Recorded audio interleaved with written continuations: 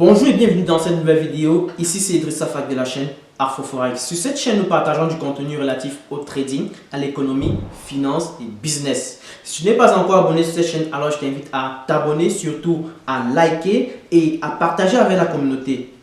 Pour le compte de cette nouvelle vidéo, nous allons voir quels sont les différents types d'ordres d'achat, vente que l'on pourrait exécuter sur les marchés financiers. Donc sans plus tarder, intro.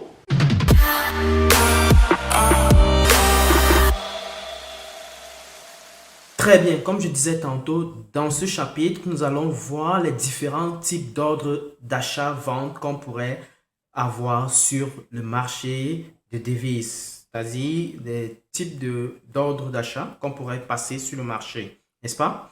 Donc, avant de commencer, je tiens à rappeler que je fais des vidéos le lundi, mercredi, vendredi, si tu es nouveau sur cette chaîne, et que les dimanches, en fonction de votre demande, donc, si tu n'as pas compris une notion, tu me dis en commentaire, comme ça, dimanche, pendant le live que je pourrais organiser, je pourrais répondre à toutes les questions sur tout ce qu'on a vu au cours de la semaine, n'est-ce pas? Donc, je t'invite naturellement à t'abonner et à inviter tes copains, tes amis, tes proches à s'abonner sur la chaîne afin de ne rien rater. Donc, sans plus tarder, on va démarrer. Et pour commencer, il faut préciser ici que sur le marché, on a en général, en moyenne, 5 grands types d'ordres, n'est-ce pas? On a ce qu'on appelle l'ordre de marché, on a les ordres limites, on a ce qu'on appelle les ordres stop, on a aussi ce qu'on va appeler ordre stop loss et ce qu'on va appeler ordre take profit. Mais maintenant, on va entrer en fait en détail sur chacun des types d'ordres et voir un peu comment ça se passe et potentiellement voir les avantages et inconvénients. Ok, donc commençons par les ordres de marché. Ok, lorsqu'on parle d'ordre de marché, ça voudrait tout simplement dire que l'ordre que vous avez passé sur le marché va être exécuté à l'instant T où vous l'avez passé, n'est-ce pas? À l'instant T où vous aurez ordonné à votre broker de placer un achat ou une vente sur un actif précis.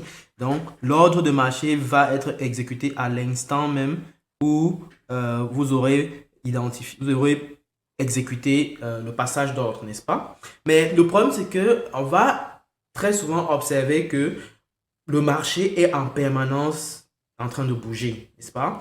Il y a une dynamique interminable qui se présente sur le marché. Donc, du coup, lorsque vous passez un tel ordre sur le marché, qu'on va appeler ordre de marché, vous allez en fait subir ce qu'on appelle le spread. Parce qu'en réalité, le prix bouge. Ça veut dire qu'il y a naturellement d'un côté les acheteurs et d'un autre côté les vendeurs, ou alors l'offre et la demande, n'est-ce pas? Donc du coup, lorsque tu exécutes un ordre de type market order ou alors ordre de marché, tu vas en fait subir ce qu'on appelle le spread. Donc, tu vas devoir payer cette commission-là que le broker va imposer afin de pouvoir avoir accès à la liquidité. Et donc, du coup, l'inconvénient ici, c'est que tu ne seras pas exécuté forcément au prix que tu aurais voulu. Donc, si le marché est assez volatile, tu vas certainement te rendre compte que l'achat que tu as passé à un certain prix ne va pas être nécessairement exécuté à ce prix-là. Va être peut-être soit exécuté à, disons, à quelques valeurs près de la valeur que tu aurais préférée, n'est-ce pas? Mais c'est pas très souvent vite observé. Mais si tu as un très gros capital, tu vas très souvent observer ce phénomène-là, n'est-ce pas? Ou alors si tu trades sur des marchés un peu liquides, tu vas très souvent observer ce phénomène de spread et de prix qui bouge en permanence et donc du coup tu ne seras pas exécuté au prix exact que tu aurais voulu faire passer ton achat, n'est-ce pas? Donc ce qui peut créer potentiellement des manques à gagner, d'accord? Donc ça c'est un peu l'inconvénient qu'on va très souvent observer sur ce type de marché là. Mais l'avantage c'est que en général lorsque tu passes ton ordre d'achat ou de vente, tu vas directement avoir cet ordre-là être exécuté par ton broker sous l'effet d'un coût que tu dois payer qui est naturellement le spread. Okay? Donc, en général, si on va sur une autre plateforme, n'est-ce pas? Sur notre plateforme ici, on a le GBP USD. Pour placer ton ordre d'achat ou de vente, tout simplement, tu peux cliquer sur Buy ici ou alors sur Sell. Donc, comme on a dit, l'achat se fait à l'instant T. Ça voudrait dire quoi? Ça voudrait dire que tu as analysé exactement en ce moment que le prix est en train de monter et que potentiellement ça va davantage monter, n'est-ce pas? Donc ici, on a le graphique du prix du GBP USD et imaginons un seul instant que l'on imagine que le prix va davantage augmenter. Donc du coup, on va décider d'acheter le GBP USD parce que ça va monter davantage. Donc du coup, ce qu'on a à faire, c'est tout simplement cliquer sur le bouton Buy, n'est-ce pas? Comme ça, n'est-ce pas? Et là, du coup, on a le broker a exécuté notre marché, notre ordre d'achat. Ou alors, si on voulait passer un ordre de vente, je vais clôturer cet ordre-ci. Et je vais la clôturer plus tard. Bon, anyway, plus tard. Ou alors, si il fallait placer plutôt un ordre de vente, ce que j'aurais fait, c'est de clôturer tout simplement comme ça. N'est-ce pas? Et là, du coup, j'ai exécuté mon ordre d'achat, mon ordre de vente. D'accord? Et voilà un peu comment ça se passe pour l'ordre d'achat, vente de type market order ou alors ordre de marché. Mais à côté de ça, on a ce qu'on appelle les ordres limites, n'est-ce pas? Les ordres limites est en fait une catégorie d'ordre de type différé, n'est-ce pas? C'est-à-dire, tu vas en général observer le comportement du prix, mais tu vas anticiper certains phénomènes qui pourraient se matérialiser ou alors se manifester sur les marchés financiers. Donc, tu vas décider d'entrer tu vas décider de passer ton ordre d'achat si jamais ce comportement-là va se représenter. Et les ordres limites sont très souvent adaptés pour les stratégies de rebond. C'est-à-dire, on va identifier par exemple un rebond ou alors ce qu'on appelle un pullback ou alors ce qu'on va appeler un reversal. N'est-ce pas? C'est-à-dire un retournement sur le marché.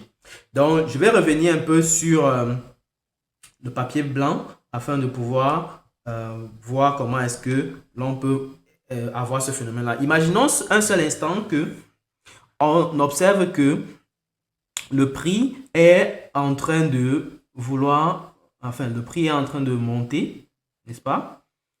Le prix est en train de monter là, n'est-ce pas? Et que l'on observe que, bon, à ce niveau-ci, le prix va certainement cesser de monter, que ceci est une zone potentielle où le prix va potentiellement cesser de monter, n'est-ce pas? Et là, du coup, d'après nos analyses, ce qu'on anticipe, c'est que le prix va certainement faire quelque chose comme ça et commencer à descendre. Donc, on anticipe en fait que le prix va certainement se comporter de cette sorte-ci, d'accord? Et là, du coup, lorsque le prix, je vais d'abord effacer cette partie. Lorsque le prix arrive ici, avant que le prix n'arrive là, ce qu'on fait, c'est que quand le prix est encore à ce niveau-ci, par exemple, je vais tout effacer. C'est-à-dire, on a quelque chose comme ça. Quand le prix est en train de s'approcher de cette zone qu'on va appeler zone de résistance, on va anticiper et placer donc un ordre de vente ici, n'est-ce pas? Sachant que si le prix atteint ce niveau, n'est-ce pas? Si le prix atteint ce niveau, ça va certainement continuer plutôt vers la baisse. Donc, on va placer en avance cet ordre à la vente qui est appelé ordre limite, n'est-ce pas? Ou sell limit, ce qu'on va appeler sur le marché sell limit ou vente limite. Et là, du coup, lorsque vous avez placé ainsi et que le marché vient et le prix du marché vient et traverse ceci, il commence à descendre, alors votre ordre de vente est exécuté, n'est-ce pas? Et c'est ainsi que vous pouvez capitaliser sur le profit qui va certainement se réaliser à l'effet que le prix aille à la baisse. D'accord? Donc, voilà ce qu'on appelle un peu ordre limite. Donc, on peut avoir ce phénomène à la vente comme on peut l'avoir également à l'achat. C'est-à-dire, on suppose que le prix, on observe que le prix est en train de descendre, n'est-ce pas? Et que on observe qu'il y a ce qu'on appelle une zone optimale ici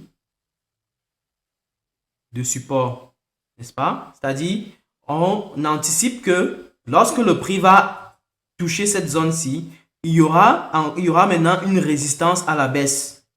Et là, du coup, on anticipe en plaçant un ordre d'achat à l'avance, supposons ici, à ce niveau de prix-là.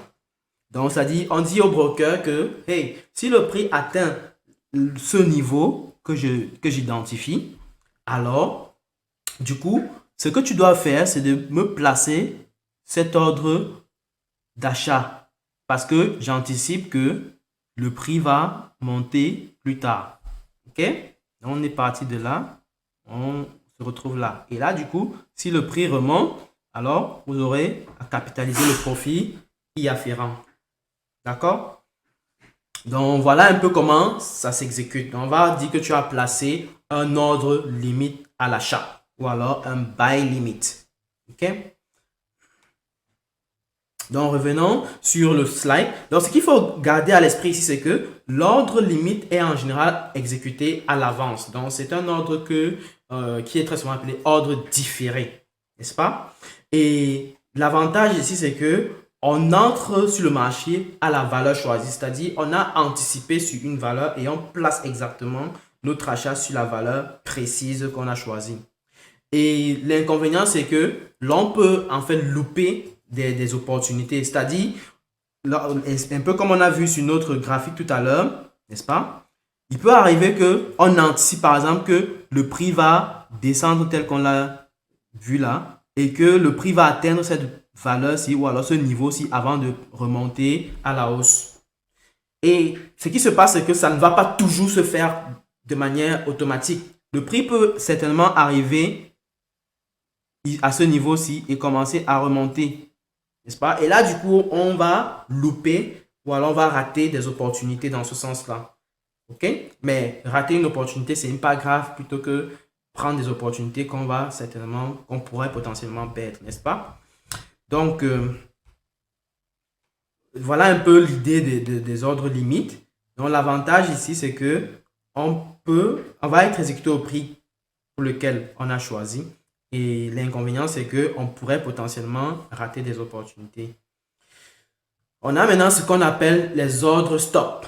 N'est-ce pas? Un ordre stop ici est un type d'ordre différé ou alors anticipé qui va être beaucoup plus adapté pour des stratégies qu'on va appeler des breakouts. C'est-à-dire, quand on dit breakout, ça veut tout simplement dire que on imagine un seul instant qu'on est dans une situation où on observe que le prix monte et que si le prix atteint une certaine valeur à la hausse, il va continuer à monter. Ou alors, on voit que le prix est en train de descendre et on imagine que si le prix atteint une certaine valeur à la baisse, il aura tendance à beaucoup plus baisser. N'est-ce pas? Ce qu'on va appeler en quelque sorte un breakout ou alors un suivi de tendance. Donc, du coup, le breakout va en fait se matérialiser comment lorsque on repart sur notre papier blanc. On imagine un seul instant que le prix est en train de monter, n'est-ce pas? Et que on dit, hey, si le prix atteint plutôt cette valeur-ci, n'est-ce pas? Alors, j'aurais tendance à acheter davantage parce que le prix va davantage monter, n'est-ce pas? Et on dit au broker, donc, monsieur le broker, placez-moi un ordre d'achat à ce niveau-ci. Comme ça, si le prix traverse, n'est-ce pas, cette barre-ci, alors je vais être déjà positionné pour pouvoir acheter afin que son mouvement continue. Donc, je vais prendre le noir pour continuer le prix. Donc, ça continue, boum, et le prix continue. Et là, du coup, vous aurez à capitaliser, bien entendu, sur la hausse qui va se manifester. De la même façon, on va également avoir le phénomène à la vente plutôt. C'est-à-dire, on suppose que nous sommes dans une situation de baisse du prix et que, d'après nos analyses, on observe que si le prix atteint un certain niveau qu'on a identifié, que j'ai représenté par cette barre noire, alors du coup, le prix aurait potentiellement tendance à continuer sa tendance baissière. Et là, du coup, on place donc un ordre de vente, ce qu'on appelle un ordre stop, qui va donc dire au broker que, hey, si le prix atteint ce niveau-là, n'est-ce pas, alors du coup, essaye de me placer cet ordre de vente là qui va me permettre de capitaliser à la vente ou alors à la baisse de cet actif là ou alors de cette devise, n'est-ce pas? Donc ici on a la vente, ici on a l'achat, donc ordre stop. Et tout à l'heure, on avait l'ordre limite, n'est-ce pas? Donc voilà un peu l'explication qui ressort de ce que c'est qu'un ordre stop ou un ordre limite, n'est-ce pas? Donc c'est très important. Donc on aura également les mêmes phénomènes ici, les mêmes avantages et inconvénients qu'on a pu observer sur les ordres limites, n'est-ce pas? C'est-à-dire que on pourrait éventuellement prendre avantage du momentum sur le marché, c'est-à-dire le fait que le prix continue à la baisse, d'après nos analyses, permet d'observer qu'il y aura continuité du mouvement à la baisse ou alors à la hausse selon ce qu'on observe ou alors selon nos analyses. Et potentiellement, on peut ne pas être exécuté comme on l'a vu. Mais maintenant, à côté de cela, on va en fait identifier ce qu'on appelle ordre stop loss. N'est-ce pas? L'ordre stop loss est en fait ici un type d'ordre qui va me permettre de clôturer mes positions si jamais le marché me démontre que je suis... en fait, le marché me démontre que mes hypothèses en termes d'évolution du marché sont contredites, n'est-ce pas? Afin de pouvoir limiter les pertes. C'est-à-dire, l'ordre stop loss ici est un ordre qui me permet de clôturer ma position en observant que le marché est en train d'invalider mes analyses, mes anticipations sur l'achat ou alors la vente que j'ai effectuée. Je m'explique. Allons sur notre papier blanc, n'est-ce pas? Alors, ici, imaginons que on a notre prix, n'est-ce pas? Ça peut être le prix de l'euro USD ou du GBP USD, n'importe quoi, n'est-ce pas? Qui est en train d'évoluer ainsi, n'est-ce pas? Et que j'anticipe que, ok, dès lors sachant que ça évolue en vague, n'est-ce pas? Je me dis, ok, on aurait encore potentiellement une prochaine vague à la hausse. Et j'anticipe donc que on va continuer à la hausse. Et là, du coup, qu'est-ce que je fais? Je place un ordre d'achat ici, n'est-ce pas? Je place un ordre d'achat. Et ce que je vais faire, donc, c'est que je vais placer un ordre stop loss ici. À ce niveau-ci, je suppose, c'est juste un exemple, à titre d'exemple. Et ce qu'on va appeler un ordre take profit, qu'on va voir au slide suivant, n'est-ce pas? Donc, je vais placer un ordre take profit ici. Donc, on aura notre ordre stop loss ici, on aura notre ordre take profit ici. Et voici l'ordre d'achat qu'on a fait. C'est ça? Et si jamais le prix, lorsqu'il arrive ici, au lieu d'aller à la hausse, parce que j'ai anticipé que le prix va continuer à la hausse, au lieu d'aller à la hausse, qu'est-ce que ça fait? Ça me fait quelque chose comme ça. Après, ça redescend là. Qu'est-ce que ça va faire? Ça voudrait dire que lorsque j'ai placé cet ordre stop loss ici, ça voudrait dire que je voudrais que le marché me sorte, en fait, clôture ma position d'achat si jamais j'ai mes hypothèses que le prix va augmenter invalidées, n'est-ce pas? Ça me permet en fait de limiter les pertes que j'aurais pu faire si je n'avais pas mis cet ordre stop loss. OK? Donc, le stop loss ici est un outil qu'on va très souvent utiliser afin de pouvoir vraiment exécuter notre gestion de risque. Très important. D'accord? Donc, voilà un peu globalement l'explication qu'on peut apporter à cet outil qu'on va appeler stop loss order ou alors order stop loss. De même, le take profit, j'anticipe. Le take profit ici, si on revient sur le slide,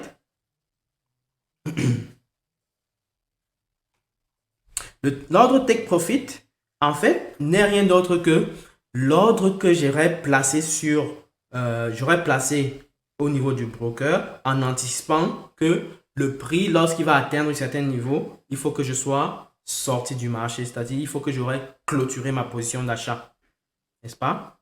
Ou de vente, n'est-ce pas? Donc, et sur le graphique, on va essayer d'observer ça comme quoi? Comme je disais tantôt, si par exemple, on observe que le prix est en train de monter et qu'on anticipe un achat pour une prochaine vague, n'est-ce pas? C'est-à-dire c'est en train de vouloir monter déjà pour la prochaine vague. Alors, je décide de placer mon ordre d'achat ici, achat, et j'ai mon stop loss là, n'est-ce pas? Et je suppose que mon take profit, mon ordre take profit sera là. C'est-à-dire, ça voudrait dire qu'en fait, je suppose que si le marché continue à la hausse, je voudrais que mon ordre d'achat-vente soit clôturé à ce niveau et je récupère mon profit dès lors que le prix atteint ce niveau-là. Donc, dès lors que le prix aura atteint ce niveau-ci, ce niveau de prix, j'aurai donc clôturé mon ordre d'achat-vente, ce qu'on va appeler ordre take profit. Et j'aurai donc récupéré mon profit parce que j'ai anticipé la hausse, j'ai analysé, j'ai anticipé la hausse. Et du coup, sachant que le prix allait à la hausse et que j'ai acheté à ce niveau, j'ai donc capitalisé sur ce profit. Et le stop loss, pour le stop loss, j'aurais réalisé une sorte de perte. D'accord? Donc voilà un peu de manière un peu plus résumée ce que ça voudrait dire ordre stop loss, ordre take profit. Ce sont des outils qu'on va couramment utiliser au cours de nos analyses et qui vont être très utiles pour l'analyse sur le marché et pour pouvoir manager le risque qu'on encourt à l'effet de passer un achat ou une vente sur le marché financier. Donc, en conclusion ici, il faut retenir qu'on a en général 5 grandes catégories d'ordre sur le marché. OK? On a ce qu'on va appeler le market order ou alors ordre de marché qui s'exécute à l'instant T, mais qui a l'inconvénient qu'on va subir le spread. On a ce qu'on appelle les ordres différés. Ici, on va inclure les ordres limites et les ordres stop, n'est-ce pas? Et ensuite, on peut ajouter maintenant à ces différents types d'ordres-là ce qu'on appelle ordre stop loss et l'ordre take profit. Et l'ordre stop loss ici nous permet de clôturer notre position d'achat-vente si jamais le marché a invalidé nos anticipations à la hausse ou à la baisse. C'est-à-dire le marché manifeste l'effet contraire de ce qu'on avait anticipé. Okay? Et on limite donc nos pertes. Et l'ordre take profit nous permet donc de récupérer nos profits à un certain niveau lorsque le prix va monter, parce qu'il ne faut pas oublier que le marché, le prix du marché ne va pas monter indéfiniment ou alors ne va pas descendre indéfiniment parce qu'il y a toujours des acheteurs et des vendeurs. Et donc, du coup, voilà. Donc, pour revenir peut-être sur le tableau, n'est-ce pas? Pour revenir sur notre tableau ici, je vais essayer d'exécuter quelques ordres take profit. Pardon, les ordres take profit. Pour les ordres take profit, on a juste à tirer là. Là, on a un ordre take profit. Vous rappelez-vous que j'avais placé un ordre d'achat ici, n'est-ce pas? Et l'ordre stop loss. Là, ici, j'ai mon stop loss et vous allez voir marqué tout ici, SL, n'est-ce pas? Et en haut, on va voir marqué take profit, n'est-ce pas? Donc ici, ça sera le take profit. Ici, ce sera le stop loss, bien entendu. Et pour les ordres différés, on a juste à faire le clic droit, n'est-ce pas? Faire le clic droit. Et qu'est-ce qu'on fait? On va donc venir ici. On voit ici New Order, n'est-ce pas? Lorsqu'on va dans Trading, on voit New Order. Lorsqu'on clique dessus, ça nous propose une boîte de dialogue qui s'ouvre et qui nous permet donc de voir que, OK, à ce niveau, on a ce qu'on appelle le bid et là, on a ce qu'on appelle le ask, n'est-ce pas? Le prix du bid, le prix du ask. Et ici, on a ce qu'on appelle le market execution. Ça veut dire, ici, ça nous présente en fait le type d'ordre qui va être exécuté si on appuie sur sell ou buy ici. Et automatiquement, en général, ça te propose de faire une exécution directe en ordre de marché. Mais là, on peut modifier ceci en cliquant tout simplement sur le déroulement qui nous propose ici, en choisissant plutôt pending order. Pending order, ça voudrait tout simplement dire ordre en attente, ou alors ordre anticipé, ou alors ordre différé. OK? Donc, si on choisit pending order, je peux maintenant me permettre de choisir en fait la valeur à laquelle j'anticipe en fait. Si j'anticipe par exemple que je vais pas plutôt exécuter un ordre limite, n'est-ce pas? Alors du coup ici, j'ai la possibilité de choisir s'il s'agira d'un buy limit, tel qu'on a vu sur le graphique. Donc si tu n'as pas compris, retourne sur l'explication et tu verras très bien. Ou alors un sell limit, ou alors un buy stop, ou alors un sell stop. OK? Donc on a les deux premières lignes représentent ce qu'on appelait les ordres limites. On peut les exécuter soit en achat, soit en vente. Et les deux derniers sont ce qu'on a représenté comme les ordres stop, qui représentent également qui peuvent être exécutés soit à l'achat, soit à la vente, n'est-ce pas? Et ici, on doit préciser maintenant le prix auquel on anticipe notre achat. Supposons un seul instant que j'anticipe, OK, que le prix, lorsqu'il va arriver à, disons, 3.9226, à 1.3926, n'est-ce pas? Ou alors 1.3926, n'est-ce pas? Si le prix, on anticipe que d'après nos analyses, si le prix arrive à ce niveau-là, ça va continuer à la hausse. D'accord? Alors, qu'est-ce qu'on fait ici? Ça voudrait dire que en réalité, on va devoir rester dans le chemin d'un ordre stop parce qu'on est en train de suivre une tendance. On est en train de suivre un momentum. Donc, si vous n'avez pas compris, retournez sur le slide. Vous pourrez naturellement revoir cela. Et là, du coup, j'anticipe, je mets dans le prix 1.39, n'est-ce pas? 39,26. OK? Et là, je place mon ordre. N'est-ce pas?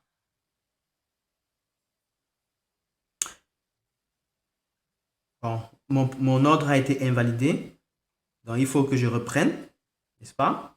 Donc, il faut que je change la quantité que j'achète. Donc, je vais essayer de changer ici pour mettre 1. N'est-ce pas?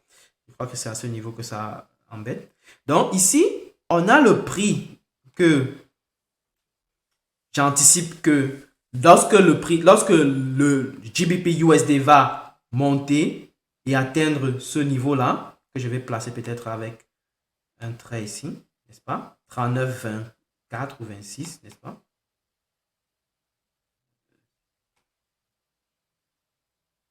OK? 39,26. Et là, du coup, j'anticipe que si le prix monte jusqu'à atteindre ce niveau-ci, alors on va passer à l'achat. On va continuer à l'achat. N'est-ce pas? Là, du coup, j'anticipe donc un ordre stop, c'est-à-dire un buy stop, parce que on va continuer à la hausse. Et là, du coup, j'ai donc mon prix qui est identifié par cette barre-ci que j'ai placée juste pour me repérer. Et avec ceci, je peux donc passer mon ordre. Mais avant de passer mon ordre, vous aurez à remarquer qu'ici en haut, on a ce qu'on appelle stop loss, on a ce qu'on appelle take profit. Donc, du coup, ici, tu dois également préciser au broker quel est le prix, ou alors quel est le niveau de prix pour lequel tu penses que ton ordre sera invalidé. N'est-ce pas? Ton ordre d'achat sera invalidé. Donc ici, du coup, puisque tu es en train d'anticiper une hausse, ça voudrait dire que tu seras invalidé si jamais le prix va plutôt à la baisse. Et on peut choisir ici comme le prix d'invalidation 1.3900. 1.3900. OK? Et on peut anticiper maintenant à que le prix va, si ça monte, ça ne pourra pas aller au-delà de 1.3979. Ça voudrait dire que il serait plus intéressant pour moi, si jamais il y a hausse du prix, d'exécuter la fin de mon achat lorsque le prix va atteindre ce niveau-ci. OK? 1.3973. Donc là, du coup, je marque 1.39. 1.3973. Qu'est-ce que je fais? Je reprends rapidement. Je reviens. Pending order. On avait dit ici 1.3926. 3926. Le stop loss, on avait mis à 1.3900. Et le take profit, on avait dit que le prix ne peut pas dépasser ce niveau-ci. Donc, du coup, on anticipe que si ça va à la hausse, ça va s'arrêter à ce niveau. Et donc, du coup, je peux clôturer mon achat à ce niveau-là. D'accord? 1.3973. OK? Et comme on a anticipé un ordre stop, on doit choisir ici buy stop parce que on passe un achat sachant qu'on anticipe en fait que le prix va aller à la hausse. OK? Donc, du coup, ici, je peux placer mon ordre. Mais on va revenir en fait sur la compréhension du volume. D'accord? Je ne vais pas entrer en détail sur ce sujet maintenant. On veut d'abord comprendre ce type d'ordre, les types d'ordres. OK? Donc, je place, boum. Et là, du coup, on voit que j'ai mon ordre qui est placé là. J'ai mon stop loss et j'ai mon take profit ici. D'accord? Donc, voilà un peu globalement comment ça se passe en ce qui concerne les ordres d'achat et de vente. D'accord?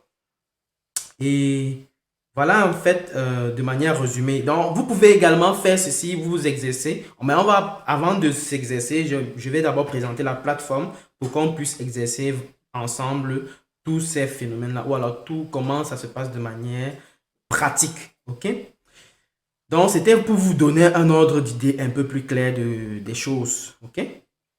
Donc, on peut faire la même chose pour les ordres limites. On peut faire la même chose pour ce qui est de buy limit ou sell limit. Ici, buy limit, sell limit et buy stop, sell stop. OK? On aura ces deux éléments-là. Donc, si tu n'as pas compris, je t'invite d'abord à revoir la vidéo et ensuite à me dire en commentaire ce que tu n'as pas compris. Et je te remercie bien entendu d'avoir suivi ce chapitre et je t'invite à liker si tu as aimé, à partager avec la communauté, surtout à me dire en commentaire ce qui t'a intéressé le plus ou alors quelles sont les questions quels sont les éléments que tu n'as pas très bien compris. Là, je pourrais revenir sur ceci, soit en te répondant en commentaire, soit dans le live du dimanche. Donc, on va se dire à très bientôt et je retourne face caméra pour conclure la vidéo. Allez, ciao! Nous arrivons au terme de cette nouvelle vidéo. J'espère que tu l'as aimé. Si tu l'as aimé, je t'invite bien entendu à la liker, surtout à la partager et à me dire en commentaire ce que tu as aimé. Aussi, j'ai préparé un petit e-book gratuit que tu peux télécharger en description de cette vidéo. Donc, va en description, télécharge ce petit bouquin là qui va te permettre d'avoir le résumé des erreurs essentielles à ne pas commettre ou alors à éviter dans son processus d'apprentissage lorsqu'on apprend ou alors lorsqu'on est débutant dans le trading. Ce sont des erreurs que j'ai commises et je pense qu'il est temps que la majorité des personnes qui débutent dans le trading prennent conscience dès le départ que ces erreurs-là sont à éviter au max. Donc, je t'invite à le télécharger ce bouquin et surtout à le lire minutieusement et me dire en commentaire ce qu'il n'a pas compris et éventuellement ce qui pourrait lui être utile. Donc, voilà, on va dire qu'on est à la fin de la vidéo. On va se dire à très bientôt pour une prochaine vidéo. Ciao!